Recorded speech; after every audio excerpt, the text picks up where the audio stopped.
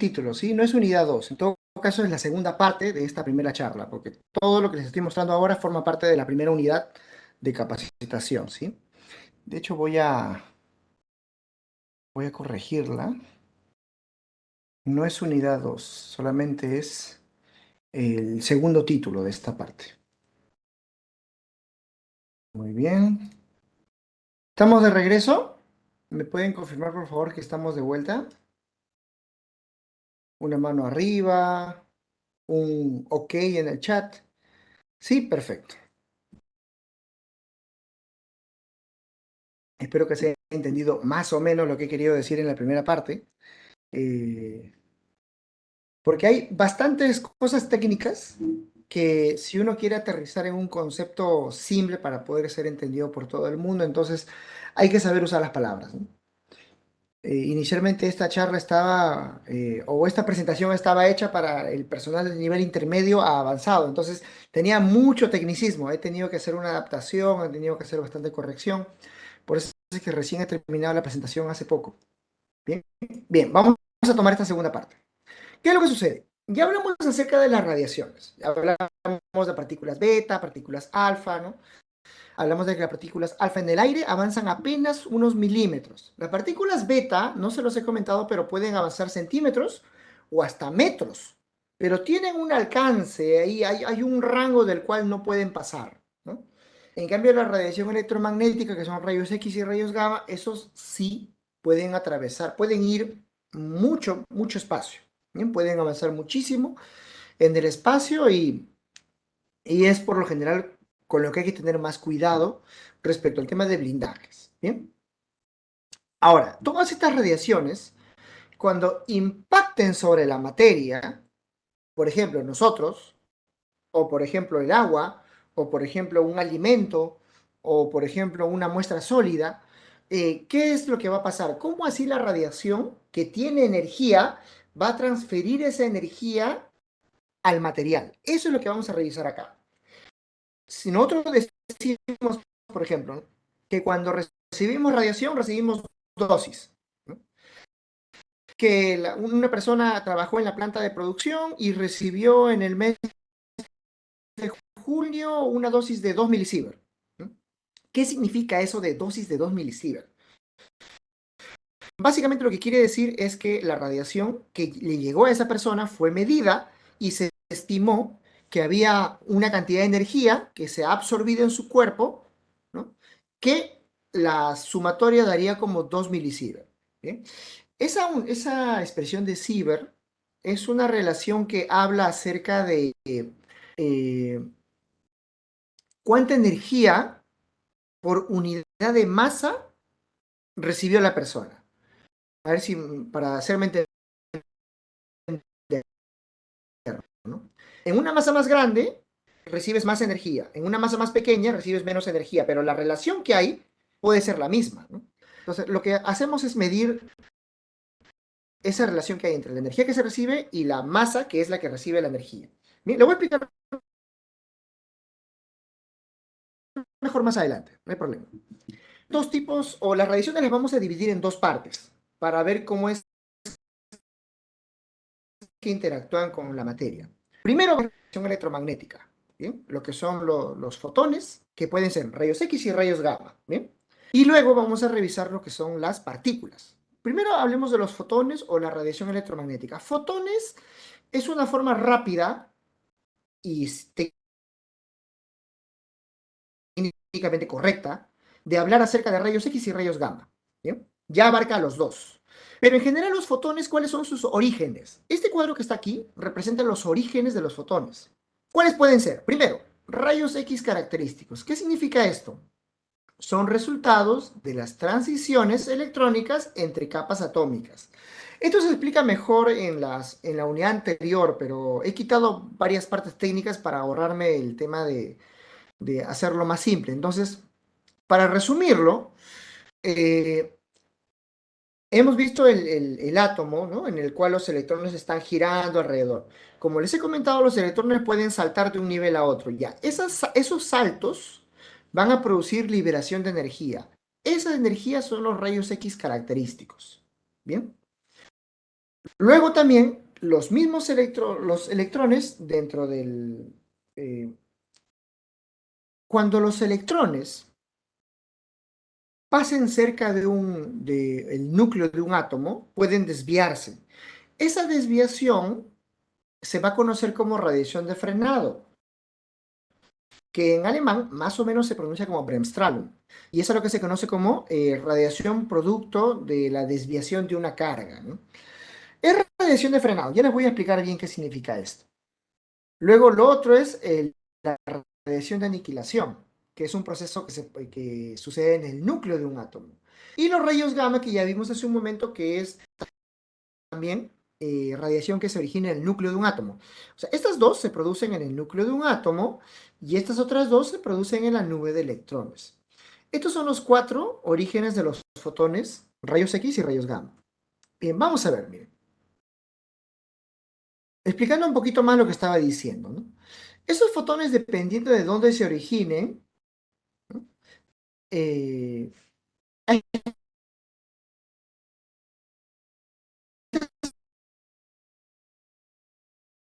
se conoce, ¿no? Y se van a clasificar en dos categorías. De Bremsstrahlung, que son los rayos X continuos que se producen cuando una carga se va a desviar, ¿bien? Y la otra, los rayos X característicos que les comenté hace un momento.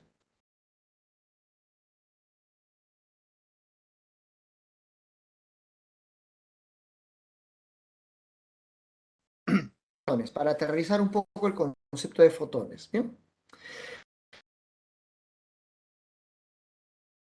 Fotones son una partícula hipotética que originalmente planteó Albert Einstein en su... ¿Me pueden ver?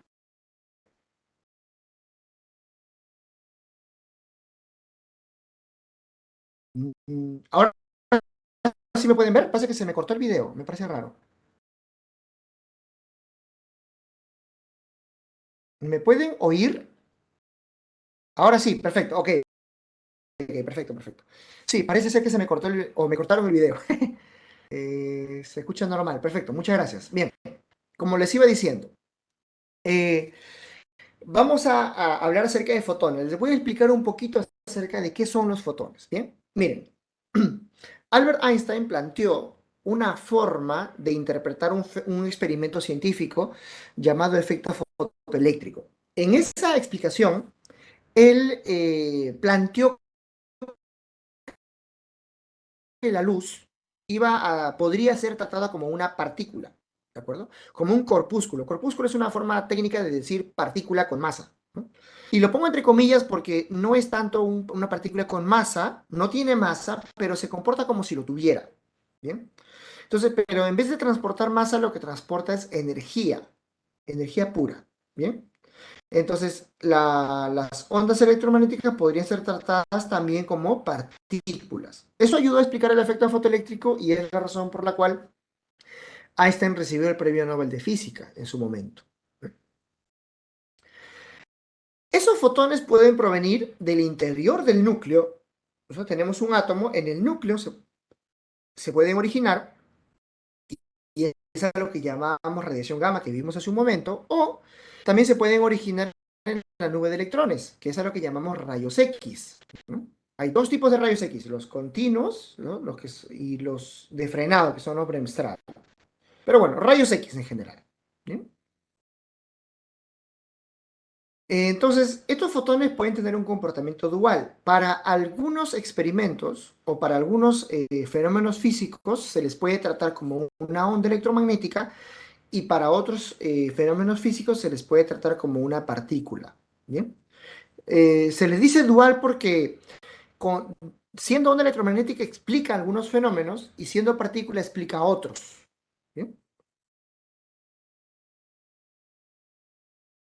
No poseen ni carga ni masa, entonces cuando viajan no se ven afectados ni por la gravedad ni por la radiación electromagnética presente, entonces viajan en línea recta, básicamente. Y esta parte es importante. Los fotones son radiación indirectamente ionizante. ¿Qué significa que sean indirectamente ionizantes? Quiere decir que estas radiaciones no son las que en sí generan las ionizaciones que nos van a afectar a la salud. Los fotones lo que van a hacer es llegar, depositar su energía y van a generar la liberación de alguna partícula cargada, que pueden ser electrones. Y esos electrones generados son los que después van a causar problemas. Pero esos electrones ya son partículas cargadas. ¿Cómo afectan? Lo vamos a revisar en la siguiente parte. Pero ahorita me importa solo los fotones. Y los fotones cuando llegan a un átomo, liberan a un electrón. Nada más, es una única interacción, ¿no? Entonces van a interactuar los fotones en un único evento. Y luego van a dar lugar a la emisión de partículas cargadas, que estas son las que van a originar las ionizaciones que nos van a hacer daño. ¿Bien? Ahora, ¿qué pasa con los fotones? Ya sean rayos X o rayos gamma, los fotones lo que van a hacer es que cuando ingresan a un material, van a ser rápidamente atenuados. Este material puede ser, por ejemplo, el cuerpo humano, puede ser el blindaje de plomo, puede ser un fantoma de agua, puede ser un montón de elementos. No importa en qué elemento esté. Cuando los fotones, ya sea de rayos X o rayos gamma, ingresen en un material, van a ser atenuados de forma exponencial por ese material. Y la radiación que logre atravesar ese material es la radiación que penetre todo eso, que la radiación que haya penetrado todo el material. Y todo lo que no atravesó fue la radiación atenuada. ¿Bien? Cuando se diseña un blindaje, por ejemplo, para una fuente de rayos X o rayos gamma, la idea es que el material atenúe lo máximo que se pueda. Y esa atenuación máxima se obtiene con materiales altamente densos, como por ejemplo el plomo. Si atenuáramos, por ejemplo, los rayos X o los rayos gamma con un material de baja densidad, como por ejemplo plástico, de atenuar va a atenuar. El problema es que vamos a necesitar tanto plástico que no va a ser práctico utilizarlo. ¿Sí? Necesitamos algo que sea viable y el plástico involucraría que para una fuente de alta intensidad necesitaríamos plástico del orden de un edificio entero y no tiene sentido. La idea es que sea que la optimización del blindaje permita poder seguir aprovechando los beneficios de usar la radiación gamma. Un ejemplo de lo que les acabo de decir es en los irradiadores de alimentos, como por ejemplo el irradiador de cenaza, o los irradiadores en general, ¿no? Para productos y alimentos. Estas fuentes de radiación son tan intensas que para poder atenuarlas necesitaríamos un blindaje de plomo muy grande para poder atenuarlas. Hay fuentes que son tan intensas que el blindaje de plomo sería tan grande que no es práctico. Entonces, ¿qué pasa? Para poder hacer uso de la atenuación de otro tipo de elementos se utiliza agua, por ejemplo. El agua también atenúa los rayos X y los rayos gamma. Entonces, ¿qué se hace? Se tiene las fuentes radiactivas, se les ingresa dentro de una piscina y se agrega muchísima agua. Se agrega tanta agua que la atenuación que produce el agua es la suficiente como para que la radiación que salga sea considerada tolerable. Por eso es que en una de esas piscinas donde está almacenada las fuentes radiactivas como el cobalto o el cesio, cuando la fuente está dentro de la piscina, hay tanta agua por arriba que permite atenuar la radiación y una persona podría estar parada arriba en la piscina, ¿no? Algo así como sucede en el reactor nuclear. En el reactor nuclear también, cuando ustedes han hecho la visita, de repente la han hecho, algunos sí, algunos no. Cuando ustedes se acercan a la boca del tanque, a esa piscinota donde están las fuentes, adentro se está produciendo ionización. O sea, se está produciendo liberación de energía, se están produciendo neutrones. Pero ¿por qué podemos estar arriba? ¿Por qué podemos estar dentro del domo del reactor? Porque la cantidad de radiación que se emite es tan baja que el agua que tenemos como barrera entre la fuente radiactiva y nosotros es la suficiente como para poder atenuar la radiación a un nivel seguro. ¿Sí? Cuando el reactor entra en funcionamiento, o sea, siempre funciona, pero cuando entra en funcionamiento quiere decir que la cantidad de actividad dentro del núcleo aumenta, ¿no? Debido a las condiciones, a la configuración y demás, aumenta de golpe. Entonces, en ese momento ya no puede haber nadie arriba porque la radiación es tanta que si una persona se quedara afuera, se estaría sobreexponiendo a la radiación y podría llegar a tener complicaciones a la salud serias. Entonces se puede atenuar con cualquier material, no necesariamente plomo, ¿no? Pero se utiliza el plomo por temas de practicidad. Tiene que ser pequeño el blindaje para poder ser transportable, ¿no? El, el parámetro principal para poder ver cuándo un material es más efectivo blindando la radiación de fotones es el coeficiente de atenuación lineal, llamado mu. Este coeficiente de atenuación lineal va a depender de dos cosas. Va a depender, primero, de cuál es la energía de la radiación que está incidiendo, ¿no? Si es rayos X o rayos gamma van a tener diferente energía. Los rayos gamma tienen más energía que los rayos X. Y por otro lado, el número atómico del absorbente, o sea, si el material es más o menos denso. Es básicamente esto como una especie de probabilidad. Tomémoslo como una probabilidad. Mientras más alto sea este coeficiente de atenuación, más capacidad de atenuación tiene el material.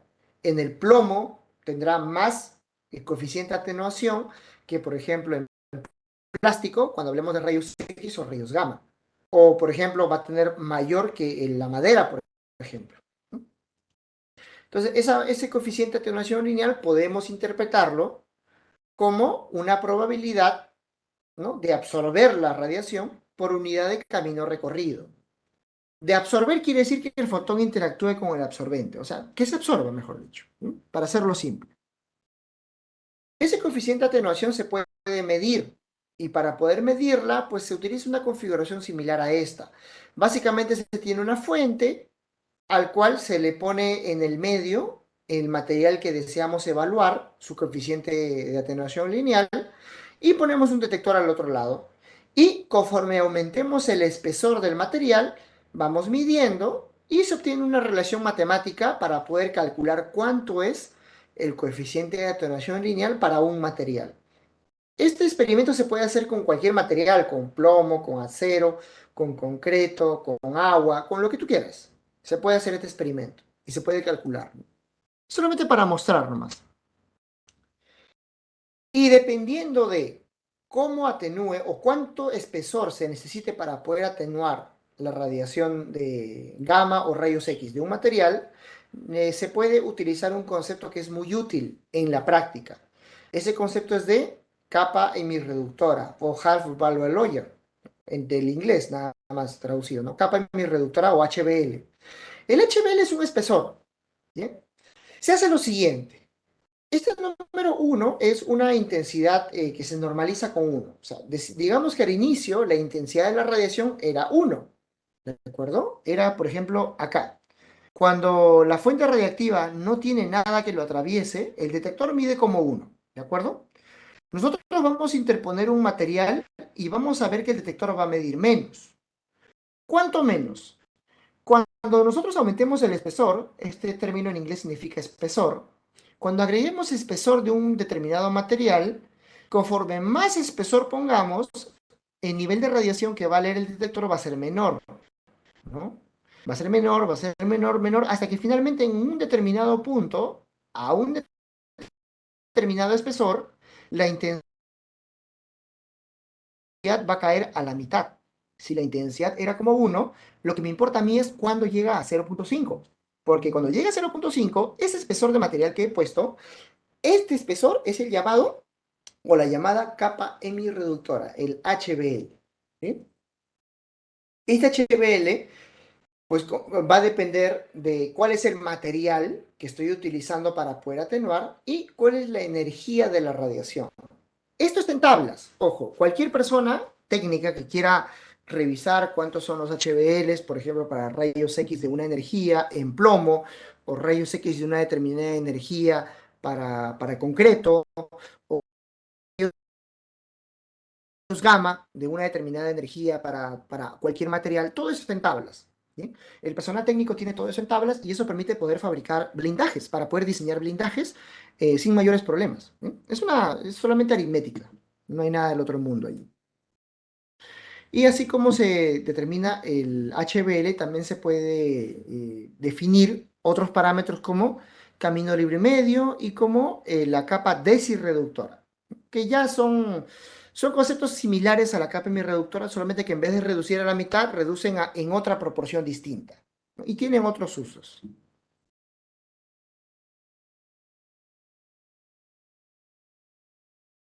Bien, hablando un poco acerca de cómo es que los fotones van a interactuar con el absorbente, cuando la radiación, los fotones, incidan sobre un átomo, tenemos al núcleo y a los electrones. Entonces, las únicas dos opciones que tiene para interactuar los fotones es con el núcleo o con los electrones, no hay de otra.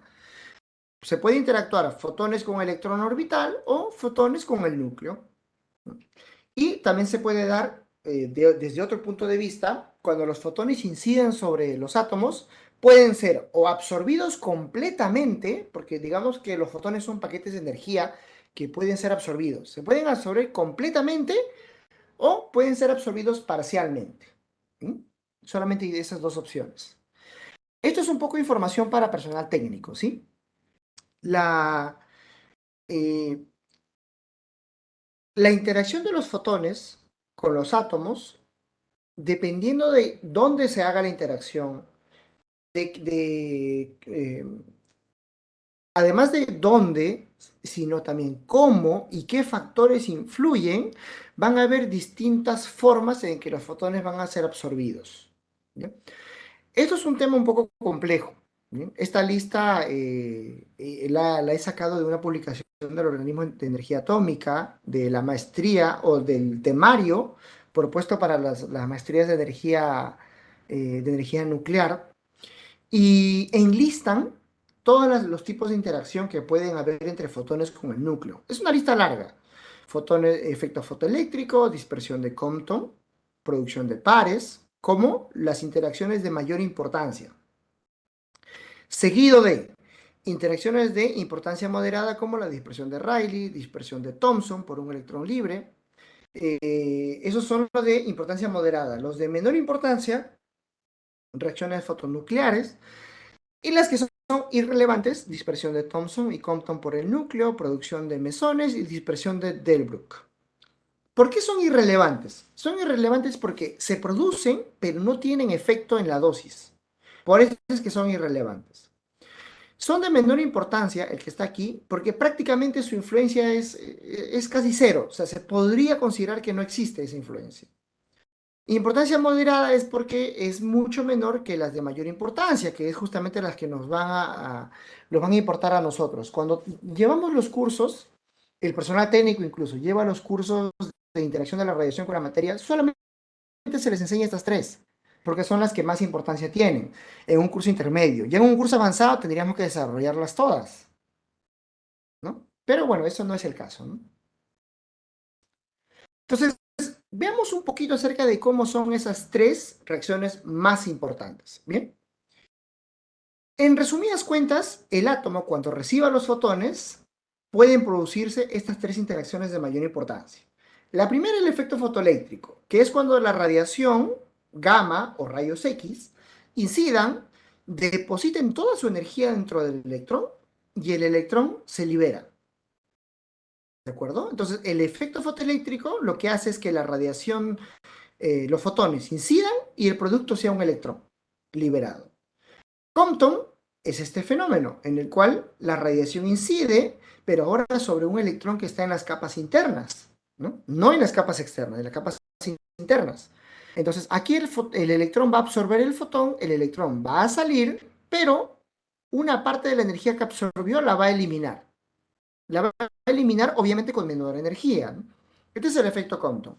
Y la creación de pares es cuando una radiación muy intensa pase cerca al núcleo y el campo del núcleo, que es muy intenso, es tal que va a afectar a esta radiación y va a producir la generación de dos partículas. Un electrón, que es una partícula estable, y un positrón, que es una partícula inestable. ¿Correcto? Esto es la parte que no les expliqué de la tecnología PET-CT. ¿Bien? Cómo así se genera la partícula y la antipartícula en la zona de la persona, en la zona de donde se quiere hacer el tratamiento. Bueno, Se incide radiación gamma de alta energía a la zona donde se encuentra un material que tiene esta propiedad o que tiene esta capacidad de generar. ¿Bien? No voy a entrar mucho en detalle porque es un poco complejo esa parte. Entonces, algunas observaciones respecto a estos tres son, primero, noten que el resultado de las tres interacciones es lo mismo, partículas cargadas que se liberan. ¿Bien? Del efecto fotoeléctrico se liberó un electrón, del efecto Compton se liberó un electrón y de la creación de pares se liberaron dos partículas cargadas, un electrón y un positrón. El positrón sabemos que rapidito se va a eliminar porque es una antipartícula, no existe de forma natural, pero los electrones que se liberan aquí sí. ¿Y qué pasa con esos electrones? Esos electrones tienen una alta energía y como tienen mucha energía, van a avanzar y van a producir otras ionizaciones. ¿Cómo así? Eso lo vamos a ver en la otra parte de esta charla, ¿no? Que sigue esta. Ya vamos a llegar a esa parte. Pero la dosis, eso que a nosotros nos importa poder medir, no se genera por los fotones propiamente dichos, sino que se generan por los electrones que se liberan. Son estos los que van a producir muchas ionizaciones. Bien, los fotones solamente producen una ionización. Si el efecto quedara aquí y este electrón estaría quieto, pues la radiación gamma y rayos X nos harían mucho menos daño de las que nos producen en la realidad. ¿Bien? Bien, otra vez, ¿no? En los tres casos, el fotón incidente desaparece. Es decir, el efecto fotoeléctrico, el fotón llegó y desapareció. Ya no hay más. En el Compton llegó el fotón, desapareció ese fotón, pero apareció otro, pero de menos energía, ¿no? Y en la creación de pares se eliminó el fotoncito, desapareció. Ah, y una observación más. El efecto fotoeléctrico y el efecto Compton sí se pueden producir con rayos X, pero la creación de pares no. Porque los rayos X, como tienen muy poca energía, este fenómeno solo se puede producir con radiaciones de alta energía, o sea, solo con rayos gamma. ¿Bien? Bueno, aquí un poquito les explicaba cómo se produce la radiación gamma, ¿no? Tenemos los átomos blancos, ¿no? Estos átomos son elementos que se ponen en la tecnología PET-CT, son átomos que están cerca a la zona donde está las células cancerosas que se quiere tratar, ¿bien? Entonces, estos átomos están cerca a esas células, se instalan, se insertan cerca a esas células, llega la radiación, se libera el electrón y el positrón, y el positrón, cuando se aniquila, elimina estas dos radiaciones que son las que nos importan para poder irradiar la zona, para poder matar las células cancerosas. Bueno, básicamente, ¿no? Para darle un sentido a esta explicación. Y bueno, esto es un poco el comportamiento de las radiaciones. Dependiendo de cuál sea la energía de los fotones y dependiendo del material que va a absorber la radiación, va a haber una predominancia entre estos tres efectos: el fotoeléctrico, el Compton o la producción de pares. Esta es una gráfica que explica un poco cuál es la predominancia dependiendo de la energía y la densidad, pero esa no viene al caso para un curso básico, así que la voy a pasar de largo.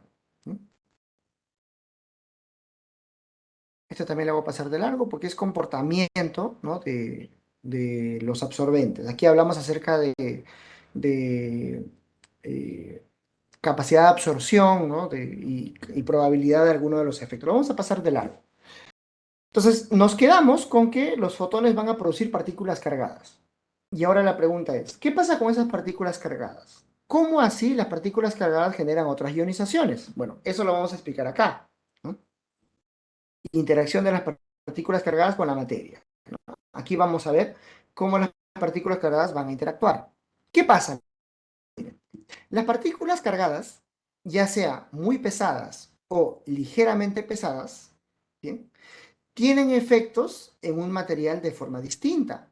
Cuando un elemento es muy pesado, cuando entra en un material tiene un camino que es prácticamente recto, pero a su vez es muy, muy dañino. O sea, genera una gran cantidad de ionizaciones en un espacio pequeño. Aquí esto, por ejemplo, aplica para partículas alfa principalmente, aunque también para protones, ¿eh? En cambio, para lo que son radiación beta o positrones, que son elementos, partículas cargadas mucho más livianas, entonces ya el comportamiento es mucho más errático, ya hay una trayectoria mucho más sinuosa, mucho más errática. El número de ionizaciones que se producen, si bien el camino es más largo, se producen menos ionizaciones. Por eso es que ustedes ven que las líneas aquí son más ligeras. En cambio, acá las líneas son más gruesas porque la cantidad de ionizaciones es mucho mayor. ¿Bien? Pero esto es a nivel macroscópico. A nivel microscópico, cuando hablamos de partículas, en realidad no estamos hablando de una masa, sino que estamos hablando de un campo. Una partícula en realidad no es una masa como tal. Es un campo que tiene una, digamos que una probabilidad de interactuar con los átomos que estén alrededor. Esa característica que relaciona digamos que el área de una partícula y los átomos alrededor con los cuales podría impactar se denomina coeficiente de absorción, ¿bien? Que se puede explicar como una especie de probabilidad de que esta partícula interactúe con él, que interactúe con él o con él, por ejemplo. ¿No? Es un modo simple de ver qué significaría o cómo podríamos entender ese coeficiente de absorción que tanto se utiliza en estos cursos. ¿Bien? Aquí les quería mostrar lo siguiente. Y acá se me fue, debería aparecer todo de golpe. Vamos a explicarlo. Cuando tenemos partículas que son muy pesadas, como por ejemplo las partículas alfa o las partículas beta, su comportamiento dentro de la materia tiene algunas características que sería bueno revisar. Primero, tienen un corto alcance. Corto quiere decir que es milímetros o menos inclusive, desde que la partícula entra a una masa y atraviesa el material. Por ejemplo, este puede ser la piel humana. Entonces, cuando una partícula alfa ingresa a la piel, tiene un alcance muy pequeñito, muy corto, pero a su vez la trayectoria es recta, porque como tiene tanta masa, esa, esa partícula alfa va a atravesarla de golpe, como si fuese un camión, un lugar que tiene carritos chiquititos, ¿no? El camión entra de golpe. Eh, Hay un frenamiento gradual de la partícula conforme va encontrándose con otros átomos, ¿no? Y va a producir una gran cantidad de ionizaciones. ¿Bien? Si vamos ahora a las partículas beta, por ejemplo, las partículas beta, que son partículas cargadas ligeras, ¿bien? Tienen un alcance que es mediano, o sea, es mayor que las partículas alfas, pero no se puede considerar que es un alcance largo porque el alcance largo es de las gamas pueden avanzar metros, ¿no? En cambio, las betas pueden avanzar centímetros. Ya no es menos de 1 milímetro como en las partículas alfa, ya hablamos de centímetros, hasta inclusive podríamos hablar de metros, pero es para las partículas betas de más energía y en materiales muy poco densos. La trayectoria es quebrada porque como tienen interacciones con partículas que son más o menos de su mismo tamaño, las desviaciones son muy grandes, ¿no? Es como cuando juegas billar y tienes una bola de billar, la golpeas y a la hora que golpea otras bolas de billar, como son más o menos del mismo tamaño, se desvían fuertemente. En cambio, las partículas alfa lo podrías tomar como si en una mesa de billar con las bolas chiquititas, tú pones una bola de boliche y la lanzas, la bola de boliche prácticamente va en línea recta, porque las demás bolas, como son mucho más chiquititas, no la van a poder desviar fácilmente. ¿Sí? Más o menos, para que tengan una idea, ¿no? El frenamiento también va a ser gradual, ¿no? Y va a producir ionizaciones en el camino. Aquí en los fotones, como ya vimos hace un momento, tienen un gran alcance, los rayos X y los rayos gamma. Este símbolo que está aquí es gamma, ¿bien? Y este símbolo X es de rayos X. Ellos tienen un gran alcance, pueden atravesar la materia, los rayos gamma pueden atravesar el cuerpo humano por un lado y salir por atrás y normal. Solamente una parte de esa radiación va a absorberse, lo demás va a seguir su camino, ¿no? Entonces tienen un gran alcance, mucho mayor que estas partículas. desaparición del fotón en cada evento. O sea, una vez que un fotón interactúa, ese fotón desaparece. En cambio, aquí las betas están interactuando continuamente. Una ionización, otra ionización, otra ionización, otra ionización, otra. Está ionizando constantemente, interactuando constantemente, igual que las betas. En fotones no, una sola vez interactúa. Y los electrones secundarios son los que ionizan. Es decir, una vez que aquí se produce un electrón, después de esta ionización, el electrón que se genera hace esto.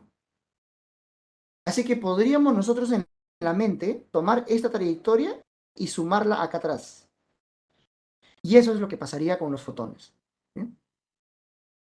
Y para los neutrones también tienen un gran alcance. No voy a hablar mucho de neutrones porque es un poco complejo, pero se parece que los neutrones tienen un alcance bastante largo, bastante grande. También tienen una trayectoria quebrada. Se frenan bruscamente, sobre todo cuando el medio donde están moviéndose tiene mucho hidrógeno. Y también ioniza, pero a través de electrones también.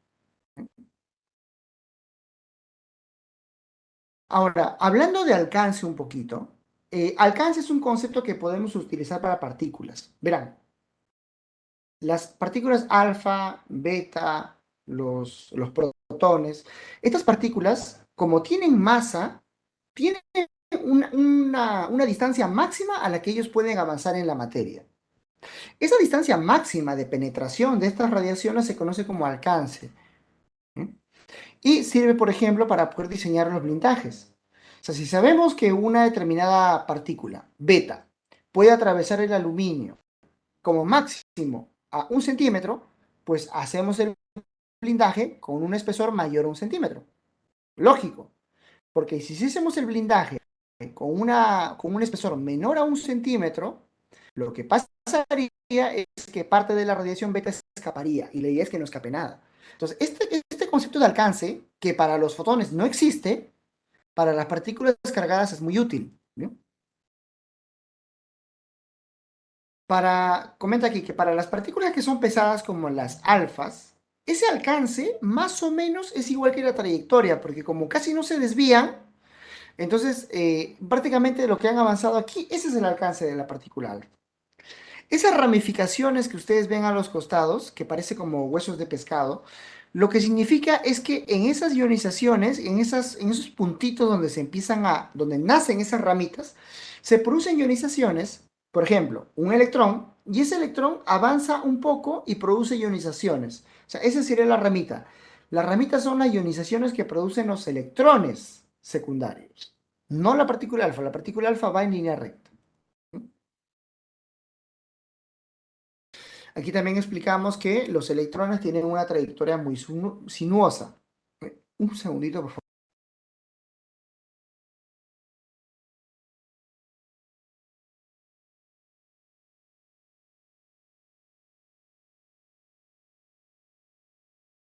Disculpa, me dio una alergia. Bien.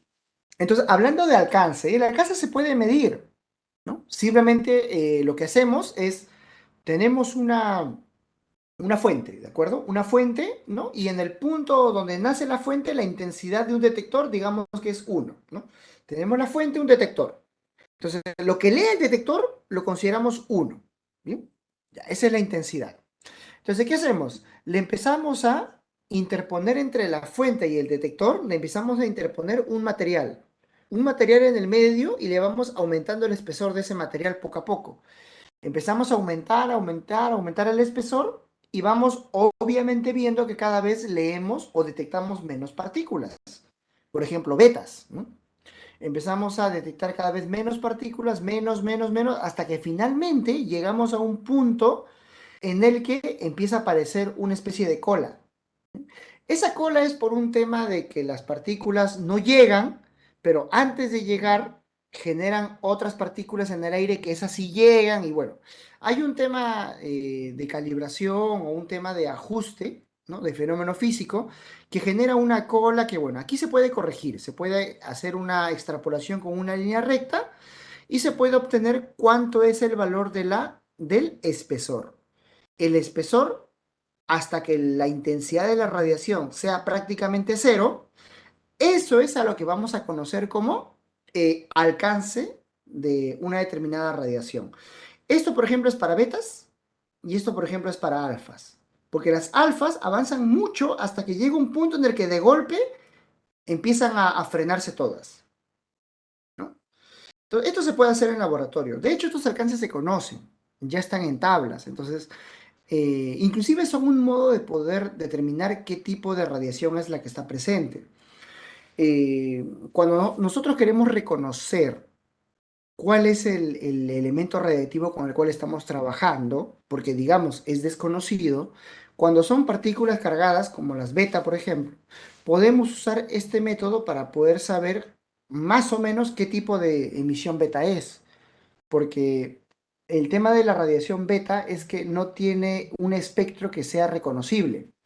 No existe espectrometría de radiación beta. No podemos determinar, solamente midiendo las energías de las betas, a qué tipo de fuente pertenece. Caso contrario es con las partículas alfa, que sí se puede hacer espectrometría, con las gamas, que sí se puede hacer espectrometría y podríamos saber cuál es la fuente que lo está originando. ¿Bien? Y eso es un tema un poco técnico. Para las partículas beta, como les comento, en tabla se encuentran los alcances. Aquí tenemos para tres radioisótopos distintos, esta es la nomenclatura que solemos usar, aunque no es la correcta, ya les he dicho. Para tres isótopos distintos, nosotros sabemos las partículas beta cuál es la máxima energía que tienen. Esta es. Ahora, ¿hay partículas beta con menos energía? Por supuesto, pero estas son las máximas energías que hay para estas fuentes. Entonces, ¿qué pasa? Dependiendo del material, si es aire, agua o aluminio, podemos medir el rango o alcance también. Es el mismo concepto. Y tenemos estos valores. Estos son los valores del alcance de esas fuentes beta. Miren que las fuentes beta del tritio, que tienen apenas 18.6 kiloelectronvolts, que es una energía relativamente baja, en aire pueden avanzar hasta 4.6 centímetros, casi 5 centímetros, más o menos así. Y en agua y en aluminio avanzan una fracción de centímetro, o sea, mucho menos que un milímetro. Ni siquiera es un milímetro, avanza muchísimo menos.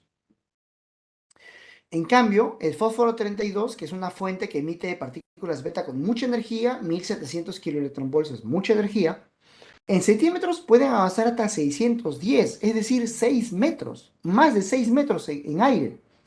Pero si le interponemos agua, apenas y llegan casi a un centímetro. O sea, de 6 metros en aire, en agua apenas si pueden atravesar menos de un centímetro. Y en aluminio, la tercera parte inclusive, ¿no? Casi 3 milímetros en aluminio. Para que vean que la partícula beta, cuando se encuentra con materiales que tienen densidad baja, como el agua o el aluminio, rápidamente se frenan, rápidamente son detenidas. Por eso es que blindar una fuente beta es relativamente fácil. Algunos aspectos relevantes con los electrones para resumir todo esto es que la dosis la van a producir los electrones, ¿no? O sea, ellos mismos son los que producen toda la dosis porque el electrón que ingresa, la partícula beta que ingresa, es la que va a generar un montón de ionizaciones sucesivas. Por eso se conoce como radiación directamente ionizante. O sea, ellos producen la dosis. ¿Y qué es la dosis? Porque muchas veces escuchamos decir que recibió una dosis de 1 milisievert, recibió una dosis de 10 milisieverts. Pero ¿qué es dosis? La dosis se puede entender como la cantidad de ionizaciones que recibió o que se formaron en una persona producto de la incidencia de la radiación ionizante. O sea, si se generaron más ionizaciones, esa persona recibió más dosis porque han habido más alteraciones a su cuerpo. ¿Bien? Eso es lo que más o menos ustedes pueden entender. Eh, la naturaleza de la interacción de las partículas cargadas con los átomos es con fuerza coulombiana o fuerza electrostática, ¿no? Este es un concepto técnico, lo vamos a dejar. Eh, bueno, las partículas cargadas cuando llegan al núcleo, lo primero que ven entre comillas, son los electrones. Así que primero interactúan con los electrones del átomo y luego pueden interactuar con el núcleo. ¿Bien? Las interacciones de los electrones con los núcleos no son muy relevantes, así que no lo vamos a tocar. Esta es una tabla, o bueno, una gráfica que resume las interacciones de las partículas cargadas con un átomo. Se pueden dividir entre interacciones elásticas e interacciones inelásticas. Las elásticas son aquellas en las que la energía se conserva, entonces estas no son relevantes. Las que importan son las que están abajo, las inelásticas. Es decir, una interacción inelástica es aquella en la que la energía se pierde o se transfiere a otro medio, ¿bien? O a otro elemento. Eso es lo que, para medir la dosis, es lo que nos importa. Esas interacciones pueden ser con los electrones del átomo o con el núcleo. Y dependiendo de si es con los electrones, se puede producir ionización o excitación. Y si es con el núcleo, radiación de Bremsstrahlung o radiación de frenado. ¿Y qué es eso que mencioné hace un rato? Aquí tengo un resumen de eso. Esta gráfica lo resume todo. Cuando esas partículas cargadas se acerquen a un átomo, por fuerza coulombiana, que es un tipo de fuerza que se presenta entre dos partículas que tienen carga, eso seguro lo vimos en la escuela, ¿no? Una partícula cargada con otra partícula cargada van a interactuar. No necesariamente tienen que tocarse, van a interactuar sus campos, ¿bien? Entonces, se pueden repeler o se pueden atraer dependiendo de la carga, pero básicamente lo que pueden hacer es mover a los electrones que están en la periferia, que están orbitando, los puede sacar y puede producir ionización, que era lo que vimos acá, ionización, cuando interactúan con electrones del átomo. También puede producir excitación, que sería cuando el electrón en vez de salir, salta a otro nivel, pero eso no nos importa ahorita. Y la otra, que es la que vimos, que es la, perdón, que es la Bremsstrahlung, ¿bien? Esa, esa radiación se produce cuando la partícula cargada, en lugar de ionizar, en lugar de interactuar con los electrones que están alrededor, va a interactuar con el núcleo. Esa partícula cargada se acerca al núcleo y, como el núcleo es positivo porque tiene protones, y la partícula cargada, por ejemplo, es negativa porque es un electrón, tiene carga negativa, se van a atraer, pero no se van a juntar. Este electrón no cae al núcleo. Hay ocasiones en que sí, pero eso no viene al caso para este curso. Se atrae, pero no se juntan, y se termina desviando el electrón. Como se ha desviado, esta desviación lo que causa es una pérdida de energía del electrón. Y esa pérdida de energía se entiende como una emisión de radiación, que es la pérdida de energía de esta. O sea, como pierde energía, se conoce como radiación de frenado. Y esa radiación de frenado se conoce como radiación de Bremsstrahlung. ¿Bien? Que es lo que aparecía acá. Estas tres son las tres formas más importantes de interacción y es el resumen de todo, de esta segunda parte, de cómo interactúan las partículas cargadas con los átomos. ¿De acuerdo? Son estas dos formas. Esta radiación de Bremsstrahlung puede ir avanzando y puede producir una ionización también. Lo puede hacer. Entonces, a modo de resumen, ¿no? Cuando a ustedes, cuando se dice que ustedes están expuestos a radiación, lo que ustedes tienen que entender es que la radiación al cual ustedes están principalmente expuestas son fotones, ¿no? Se habla de partículas alfa, de partículas beta, de positrones, de protones. Todas esas partículas están contenidas en sus fuentes. Y siempre que no salgan de sus fuentes, ustedes no van a estar expuestas a ese tipo de radiación. ¿De acuerdo? Bien. ¿A qué radiación sí están expuestos? Y no hay forma de evitarlo. A fotones. Porque los fotones, al tener mucho más alcance, el blindaje no está diseñado para retenerlo al 100%, como sí pasa con las partículas. Con los fotones solo se atenúa lo suficiente como para poder hacer lo mínimo posible la radiación que escape al ambiente. Pero escapa algo, sí escapa algo. Y ese algo que escapa llega a ustedes, sí llega a ustedes. La pregunta ¿es peligrosa o no? La respuesta es no, porque el riesgo asociado a esa radiación que llega a ustedes, que son personas del público, ya está medida, ya está estandarizada. Y ese nivel de riesgo es considerado tolerable porque es tan bajo que es aceptable a nivel global. ¿De acuerdo? De ahí nace el famoso límite de dosis para público de 1 milisievert al año. Todo el diseño de protección radiológica que está instalado, instaurado en el IPEN y demás instituciones que manejan fuentes radiactivas, están diseñadas para que el público reciba una dosis menor a 1 milisievert durante un año entero de trabajo.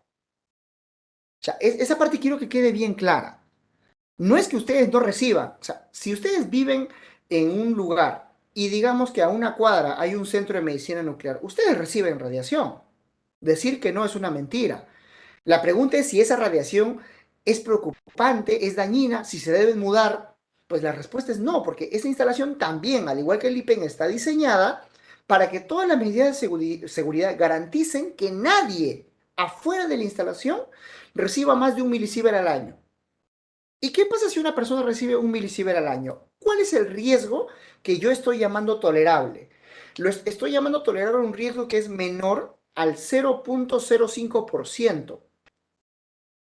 A ver, para explicar eso un poquito, porque seguramente alguien podría dudar o podría pensar, ¿qué significa 0,05%? ¿No? No veo que nadie lo pregunte, pero yo lo voy a responder igual. Durante un año en el que un número de personas reciba 1 milisievert, ¿de acuerdo? Personas de público reciban 1 milisievert, ¿sí? De esas 100 personas, menos del 1% desarrollaría efectos estocásticos, que eso ustedes lo van a ver en la clase del día, o clase de efectos biológicos, que es básicamente cáncer radioinducido. ¿Bien? Cuando se reciben bajas dosis, el riesgo, o mejor dicho, el peligro es la radiación, el riesgo asociado es producir cáncer radioinducido. Esa probabilidad está medida para que sea lo suficientemente baja como para poder ser considerada. Y el convenio global es 1 milisievert al año como máximo. Y ustedes reciben mucho menos que eso. En base a eso, se considera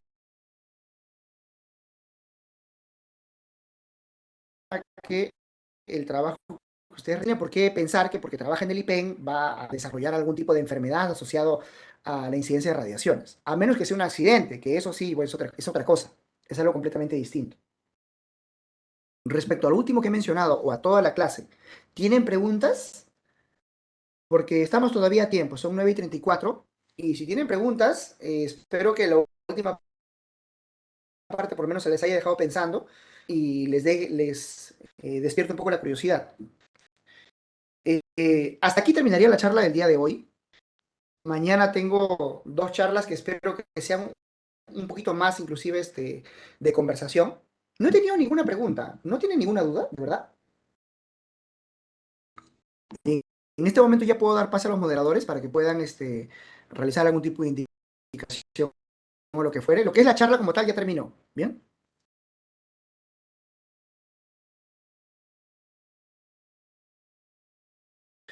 39 participantes. ¡Wow!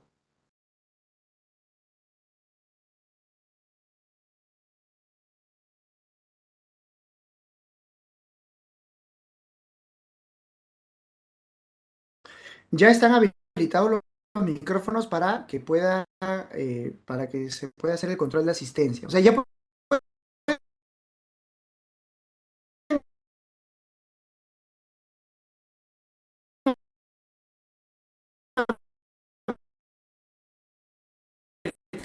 sus micrófonos si quieren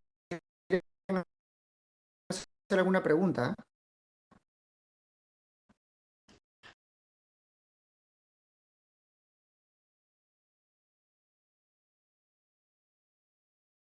Más conceptual.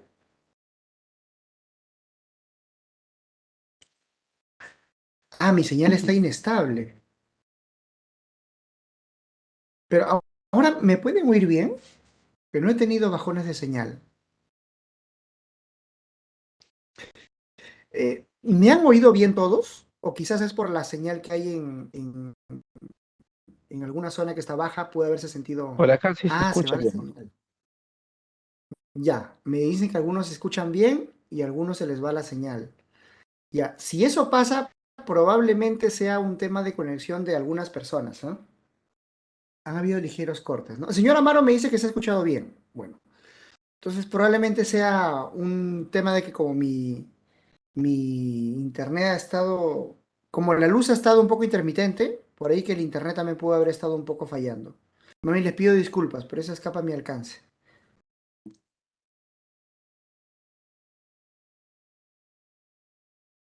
Y bueno, conmigo sería todo por el día de hoy. El día de mañana estamos continuando con la parte de interacción de las magnitudes, perdón, magnitudes de protección radiológica y al final vamos a tocar la última unidad, vamos a hablar acerca de detectores. Bien, entonces vamos a finalizar la clase por el día de hoy. Muchas gracias por su atención. Nos estamos viendo mañana otra vez a las 7 de la noche y nada, gracias por todo. Nos vemos el día de mañana. Hasta luego, buenas noches.